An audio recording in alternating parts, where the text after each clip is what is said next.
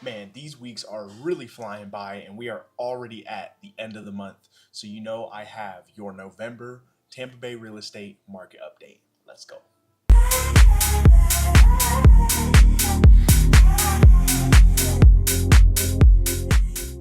What is going on YouTube? If you are new to the channel, welcome. And if you are returning, welcome back to the Living in Tampa Bay channel. I am your host, Shandon Kaya, your trusted real estate advisor for the greater Tampa Bay area. I cannot believe how quickly this year has gone by. We are already at the end of November. So you know, at the end of every month, I have to release the Tampa Bay real estate market update for you guys. In these videos, I cover all things residential. That is going to include single family, multifamily, townhomes, and condos, where I encompass the 4 major counties of Tampa Bay. That is going to be Hillsborough, Pinellas, Pasco, and Manatee counties. In these updates, I cover 3 key metrics of data, which are going to be your active inventory, your average days to sell, and your average sale price. I want you guys to pay close attention to some of the trends we're seeing across Tampa Bay because this will be the benchmark moving into 2026 and can maybe give you a judgment of what to expect going into the new year. Before we jump into the numbers, I do want to remind you guys that I am a licensed agent in the state of Florida. So if you have real estate goals, questions, or dreams of moving here, buying, or selling a property, especially in the Tampa Bay area, I would be honored to earn your real estate business and help you make your transition here as smooth as possible. I also want to remind you to go down, like, comment, hit that subscribe button if you like what you see today, because it genuinely helps me continue to create more content like this for you guys. Now, without further ado, let's jump into the numbers. First on our list, as usual, is Hillsborough County with an active inventory of 6,667 properties, a decrease from what we saw in October, taking an average of 67 days to sell, an increase from what we saw last month, and an average sale price of $487,723, a decrease from what we saw a month ago. Next up is Pinellas County with an active inventory of 7,869 properties, an increase from last month, taking an average of 75 days to sell, a decrease from what we saw a month ago, and an average sale price of $489,692, a decrease from what we saw in October, and perhaps one of the lowest levels we've seen in Pinellas County for some time. Third is Pasco County with an active inventory of 4,614 properties, a decrease from October, taking an average of 68 days to sell, no change, and an average sale price of $357,835, a decrease from what we saw a month ago. And last but not least, we have Manatee County with an active inventory of 4,399 properties, an increase from October, taking an average of 83 days to sell, a decrease from what we saw last month, and an average sale price of $557,628, a significant increase from what we saw a month ago. Other than Manatee County, we have decreasing property values all across the Bay, and the only reason I think Manatee is an outlier is because between Parrish and Palmetto, that is the new construction capital of Tampa Bay at the moment, and there are a ton of beautiful new communities that I believe are still closing homes and pushing the average value of properties in that county up. And the other counties just don't have that. And I think that's why we've seen such a significant increase in property values in Manatee specifically. I believe the increase in inventory in Pinellas County is due to one of 2 reasons or both. One, you have a group of sellers who have FOMO or fear of missing out from the past few years of inflated prices and the fact that they think they can cash out on all of their equity and not miss the boat from what people were doing a few years ago.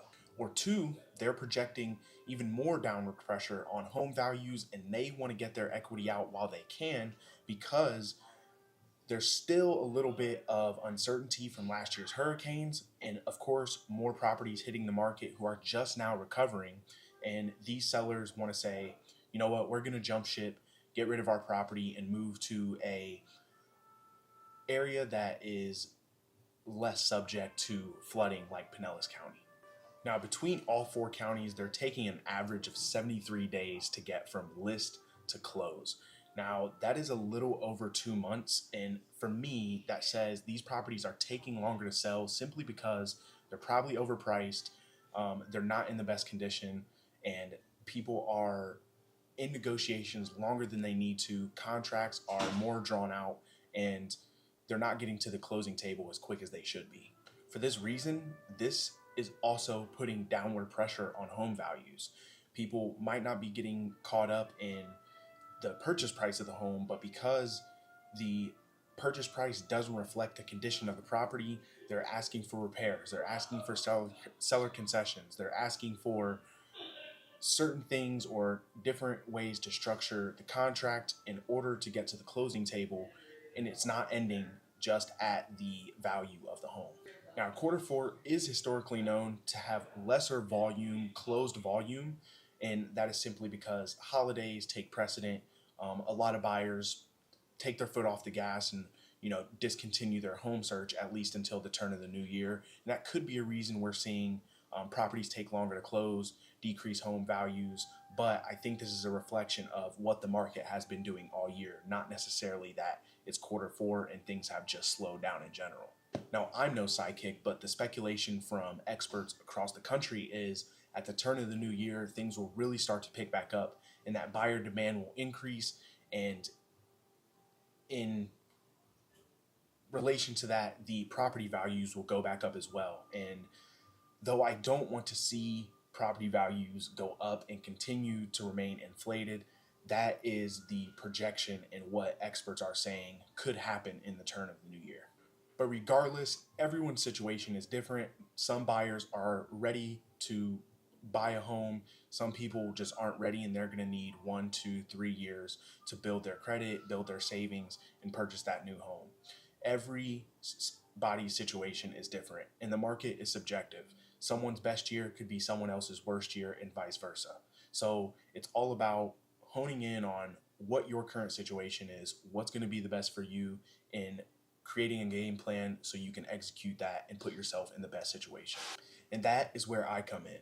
As your trusted real estate advisor, I can help you assess your current situation.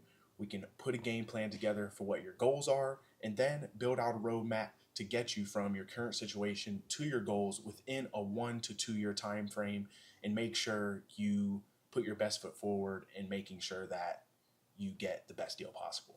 Now, this applies whether you are a buyer or seller, and I help both. So if you are a buyer, now could be the best time for you to start planning ahead and find out what's going to be the best plan of action going into 2026.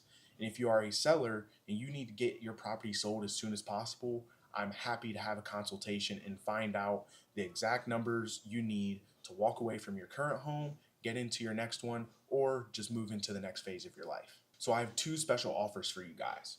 For buyers, I'm going to drop my home buyer roadmap guide. It is completely free. I'll put it in the description of this video. You just have to copy and paste it into your search bar, and you can download it. It'll take you straight to the PDF for free.